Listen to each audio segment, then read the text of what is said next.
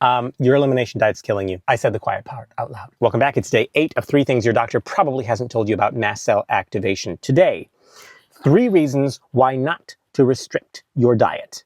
Number 1, increased sensitization. MCAS is not yesterday's standard food sensitivity where you delete the food you're sensitive to, and that's the end of it. In MCAS, every time you remove a trigger, you potentially increase your sensitivity. I know that's confusing. Stick with me. This is why we want to remove pathological triggers like stress or mold, but manage foods that you react to that are otherwise nutritious. The more limited your diet, the higher the risk you'll have to limit it more in order to maintain good effect. Reason number 2 why you shouldn't restrict your diet: decreased nutrition. In addition to increased sensitization, the more you limit your diet, whether that's specific macro groups like fats or carbs or specific foods, the more difficult it is to get balanced nutrition. A balanced diet is important for everyone, but if possible, it's more important for the MCAS patient because MCAS often causes chronic gut inflammation, and a chronically inflamed gut is not nearly as good at absorbing nutrients as a normal one. So you're already potentially facing decreased nutrition status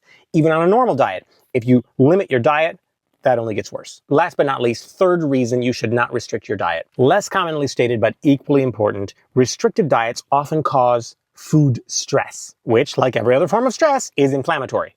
This is especially true when someone is trying really hard to fix their problem, which is all of us. Intense effort to address the symptoms can lead to body scanning. That is a hyper-awareness of, oh, my symptom set, my pain, my problems. And it can lead the brain to connect the food we eat so inextricably to those symptom patterns that we start to get an internal physiological stress response before we've put a single bite of food in our mouths.